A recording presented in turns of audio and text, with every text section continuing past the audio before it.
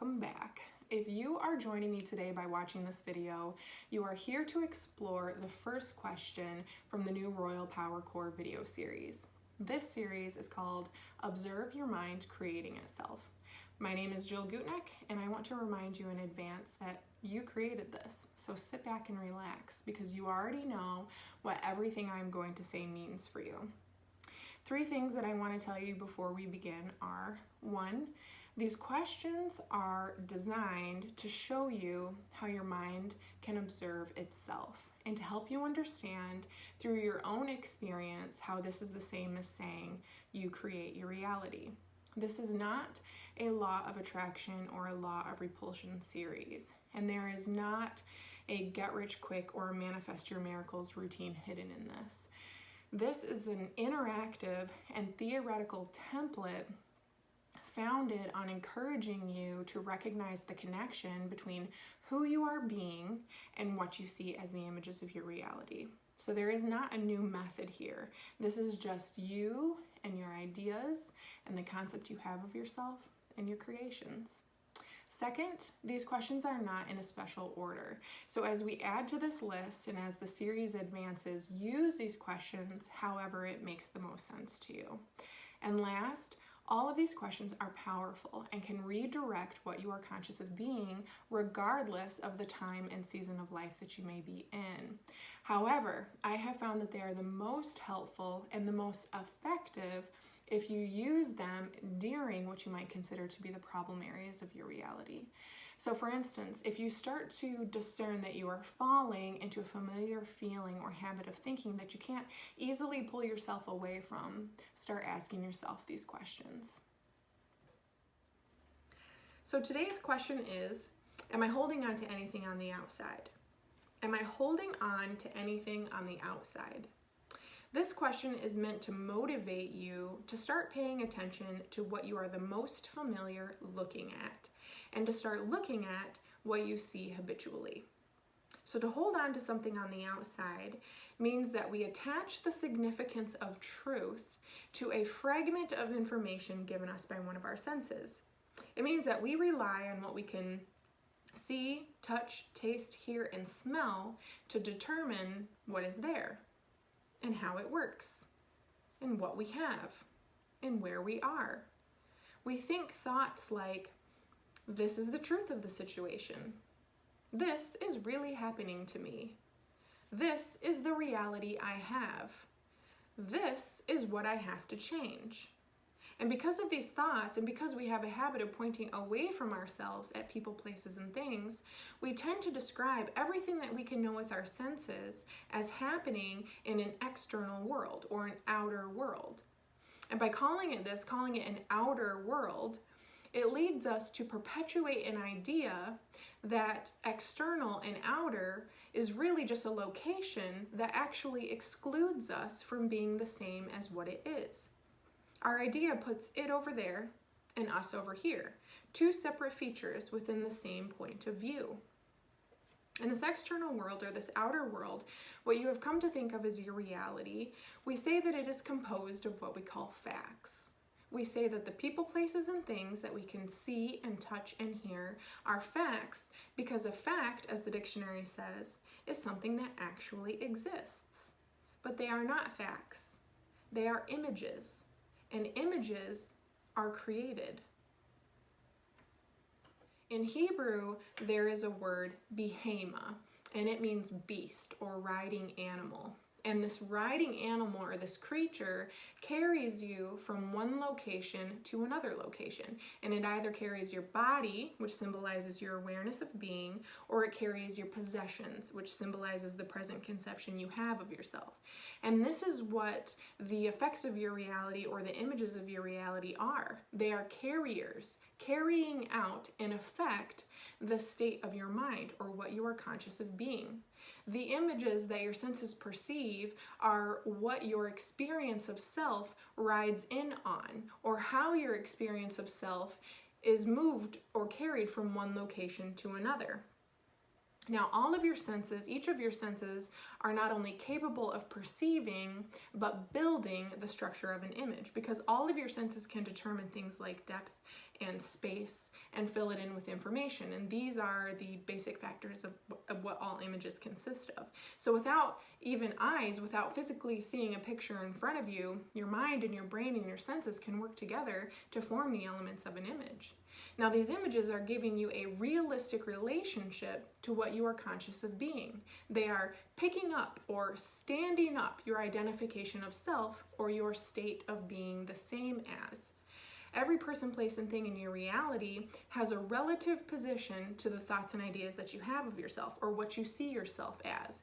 And it is this relationship, this space between being what you are and seeing what you're being that is giving you the experience of having a reality, the experience of being conscious of being. Your reality is a living being that is conscious of being you because it is the same as you are. What you think of as a reality outside of you is really just your access to understanding what you are and what you can be, because it is separating itself from you, giving you an idea of depth and dimension, which is giving the effect of being realistic. Your reality is how you, your being, the only being there is, exists or stands up or out from itself. Now, the word existence is from the French and Latin languages, and it means arise, come to light, stand forth. The literal translation is two words that were combined to make one, and those mean forth plus cause to stand. And that actually comes from an even earlier word, which meant make or be firm. The word existence translates the emergence of or the visibility of a portion of what is there. Not an other separate thing that is there too, but a portion of what is already there. Existence is revealing the appearance of or the reality of the portion of your being that has come to light or come into your awareness of being. Your reality is not something separate from you, does not exist separate from you. It is you existing. Having an experience of reality is the only form of existence. It is how being exists. Existence is how what is brought to life. And life is just another way of saying having an experience of oneself. Think about holding an image right in front of your eyes. The closer an image is to your eyes, the less you can actually see what it consists of. But by pulling the image away from your eyes, you can focus on what it contains. It's this space, this pushing an image away from you and into the depth of your mind that allows you to see what is there. It allows you to see a portion of your being emerge or become visible. Now, this push is also a pull. You could say that I am both pushing the image away from my eyes and pulling the image away with my arm. And because all of this movement is occurring as your awareness of being, even though you are pushing the image away from your eyes, you're still pushing it towards your being. And even though you are pulling the image away with your arm, you're still pulling it into your being. Your reality is either pushing an image, or I am, into awareness, or pulling an image, or I am, into being. So when you want to create a new reality, what you are really trying to do is have a new experience. You are trying to have a new relationship to people, places, and things in a realistic way. And since your experience of reality is projected in images that are moving and flowing together, your endeavor is in trying to encounter images with the qualities you want instead of experiencing images with the qualities you don't want. Your objective when creating a new reality is to be looking out at a different world. Now, since your reality doesn't exist separate from you, but is you, what you are actually trying to make visible is a new relationship to yourself, or a new relative position to what you know yourself to be. And you know that there are other ways for you to be because you see alternative images of yourself all the time, in dreams, in ideas, in thoughts and feelings and visions and contemplation. You naturally think of and imagine other ways you could be experiencing yourself. This is what desire is. Desire is an acknowledgement that what you see can change. It is an alternate view of you being. And it is your dreams and your desires, these images that are coming into your mind, that urge you to experience a new way of being. They compel you to become conscious of being something other than what you are currently conscious of being. And to do that, you need to see something different in yourself, or you need to see yourself as something different. And this is the same as saying you need to see something different in the outside, or you need to see the outside as something different. Creating a reality of exactly what you desire is all about seeing what you want to see, seeing the images you would rather be experiencing than looking at what is already there. What is already there is what you want to change out, but what is there already is what you are currently conscious of being, or how you are experiencing yourself.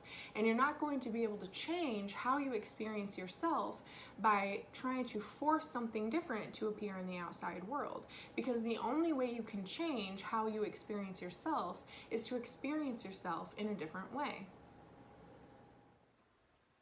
So to give you an idea of how you can look at something on the outside, but see something and even experience something else there instead, I've simplified 3 experiences from my week to show you how we naturally, without thinking or forcing anything to happen in our mind, bilocate our senses and transpose alternate images onto what is already there.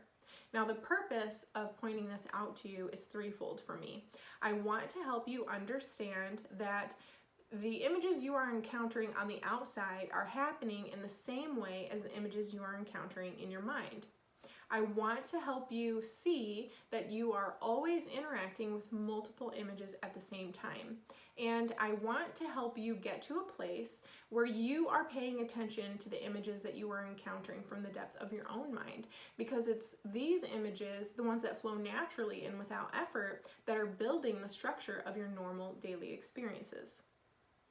So I live in the woods, and there are tons of acorns all over the ground right now. And when I went for a walk the other day, I noticed that even though I was staring at and stepping over all of these acorns at my feet, I was picturing and thinking about the trees that these acorns could grow into. A couple days later, I went to buy a bag of coffee beans at the market. And as I was looking at all of these bags of coffee and even holding some of them in my hands, I noticed that I was actually experiencing in my imagination drinking a hot cup of coffee. And I could even feel in my mind the heat from the mug on my hands. Then at the end of the week, I was doing an abstract photo shoot of some flowers on the side of the road.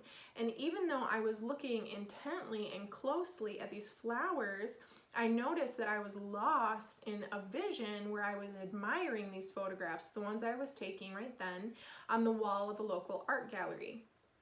Now, we would say that the acorns, the coffee beans, and the photo shoot are all facts, right?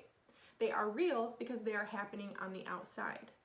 But we could also say, and it would also be true, that while I was looking at these things on the outside, everything that I was experiencing and seeing in my mind was a fact too. They are truths of what was there based on the alternate models of reality that these particular items can produce. Because a tree is one truth of an acorn. A cup of coffee is one truth of coffee beans. An art show is one truth of photography. There are other truths to these items, and you could even say that there are unlimited truths to them, but these are just a few of the images that I was able to pull forward from the depth of my mind and look at. And I could see these images in my mind because everything potentially realistic, or everything that exists about a person, place, or a thing is present within its form, or within a single frame of its likeness. And actually, one of the easiest ways to understand this might be to think of looking at a newborn baby. Even though you are looking at one image or one version of this child, you are actually encountering an entire life. You are looking at one single frame in a lifetime of being. You know when you look at a baby that you are seeing only one of this person's forms. This concept can be applied to absolutely everything you can look at or even imagine. So if you picture a tree right now, is that tree happening? If you imagine having a cup of hot coffee and you can feel it in your hands, is that cup of coffee happening right now? If the image of that cup of hot coffee that you can look at and feel in your hands has not yet appeared on the outside, then how are you able to see it? You can see and sense the images of people, places, and things in your mind or in your imagination because images are the standing up or the presence of something that is already there.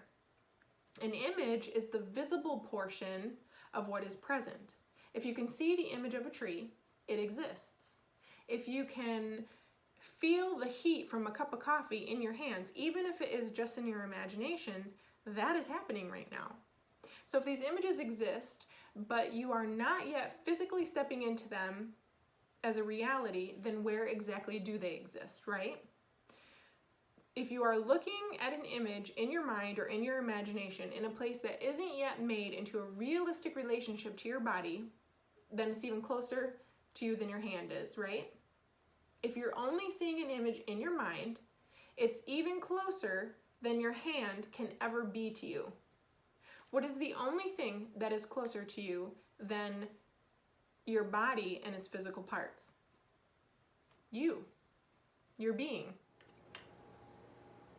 When you look at an image in your being using mind, you are witnessing something essentially before the beginning of time.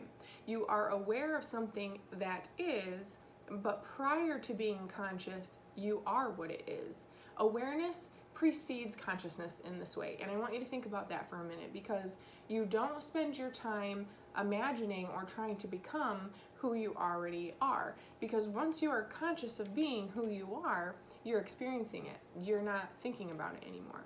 So the difference between the appearance of an image in your mind and the appearance of an image on the outside is that the appearance of an image in your mind is announcing the awareness being has, while the appearance of an image on the outside is revealing the consciousness being is, or what you are conscious of being.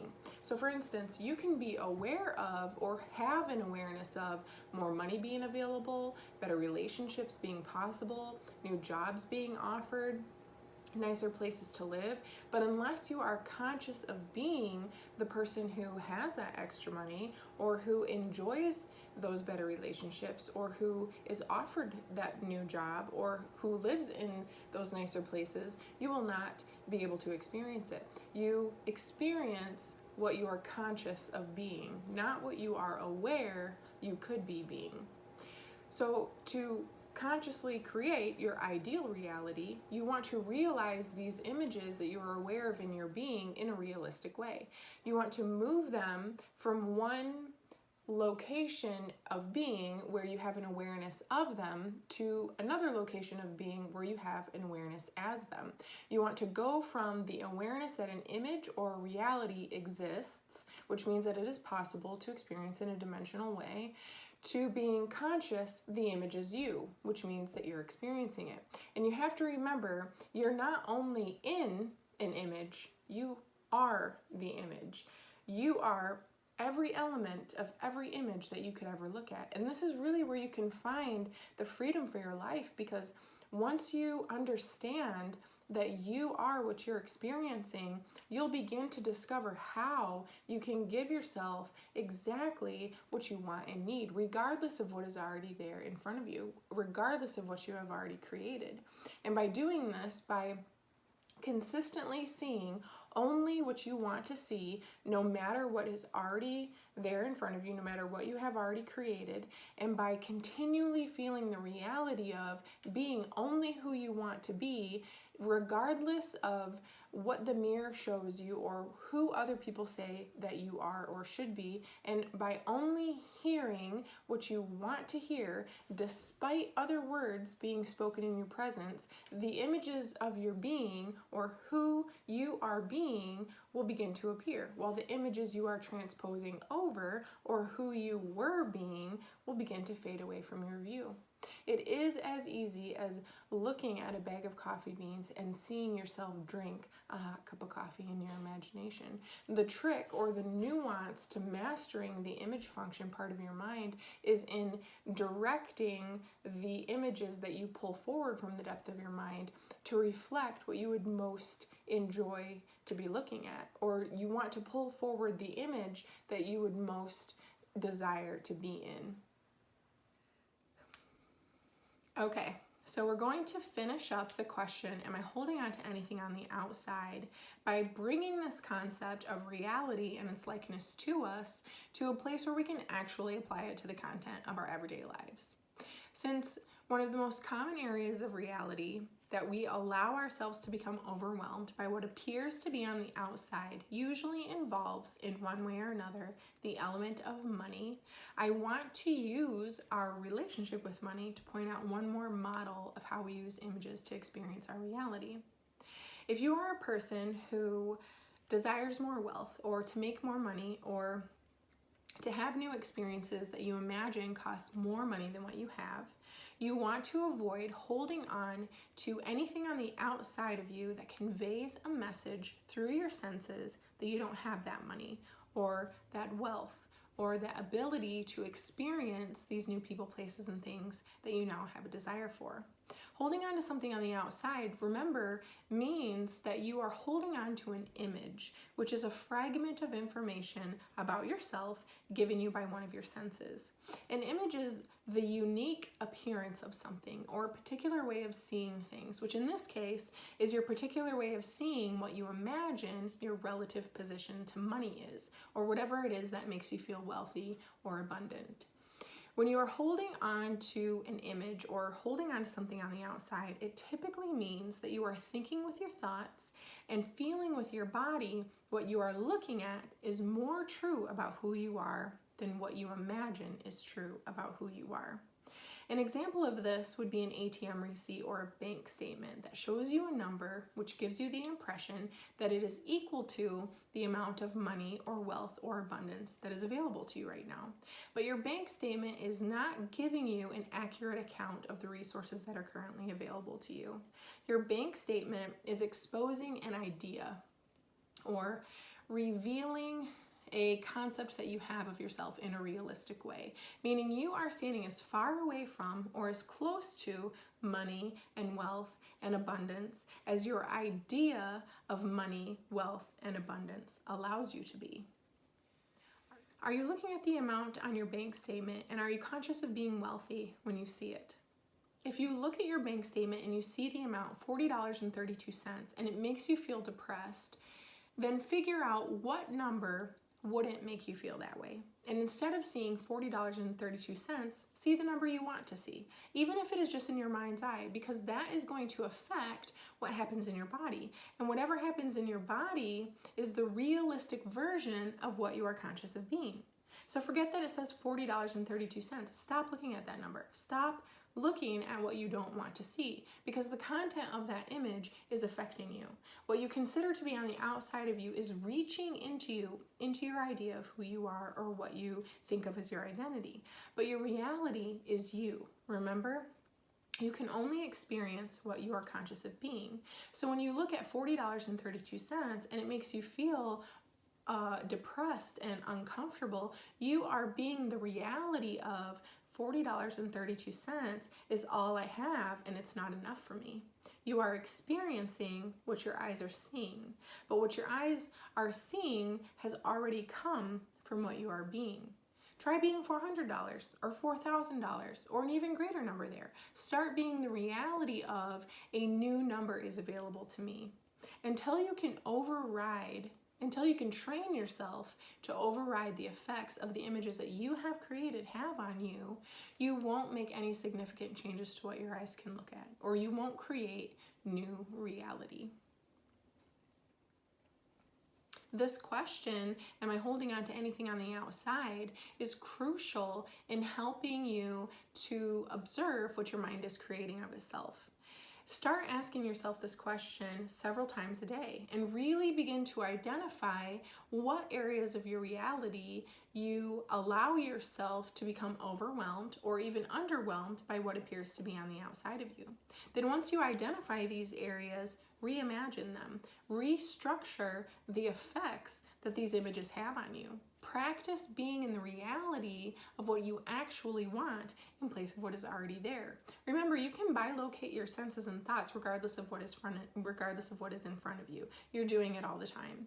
When your coworker tells a good story and you can sense what she is describing, you're bilocating. When you close your eyes and feel someone kissing your neck but no one is there, you're bilocating. When you are driving home from work, but you are thinking about when you get home and seeing your wife, you are bilocating. You are in two places at once. Your thoughts and your feelings are being relocated in another dimension or in an alternate image. If you practice being I am wealthy by feeling the reality of it with your body and with your mind, even if you don't see an increase in the number on your bank statement, you will experience what you are conscious of being. It will appear as your reality in some form or another. Wealth and being wealthy doesn't always appear strictly in the objective form of more money. It can, but your entire reality is you. So when the state of your mind and body changes, everything in your reality links up with that change and becomes that state of mind as well. Meaning I am wealthy will start showing up as your reality in ways that you couldn't even predict or visualize. The reason we create new images, like transposing another number on our bank statement, is more about the information that that image contains and less about making exact representations of the mental pictures that we see in our mind. Because if you think about it, some of the best experiences that we've had are times that we describe as being better than we imagined. Or we say never in our wildest dreams did we expect it to happen in this way. To recreate our reality, we consciously create new images because we need the effect of seeing an altered image in the place of what is already there in order to override what the content of that current image is doing to our body and our mind, and therefore to what we are conscious of being. I've had students that never saw a change in the amount on their bank statement and yet stepped into realities where they are traveling all over the world and renovating their homes and starting new businesses out of nothing, which is an important point to pay attention to because you can have $1 million experiences without having $1 million in your account, which is great news because you can really just let go of trying to figure out what form your reality will display of your state of mind and how it will become the form you truly want. Because feeling wealthy is a state of mind. Being the reality of I am wealthy is a conscious choice you're making. It's not a reaction you're having, it's a decision you've made. And once you're in that state, all the objectivity, all of the people, places, and things of your reality will become equal to that state of mind, which gives birth or expresses I am wealthy. The evidence of your wealth will never be a number. It's an attitude. Creating the reality of our dreams is all about letting states of our mind change or die, like the $40.32 one, and acknowledging or resurrecting alternative states of our mind so that we can experience being them.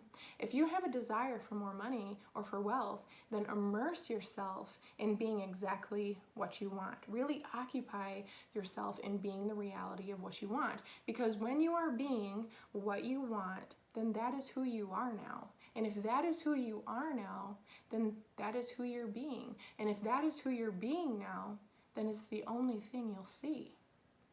If I can do this, you can do this. We all can do this. Good luck, Masters. I'll see you in the next question.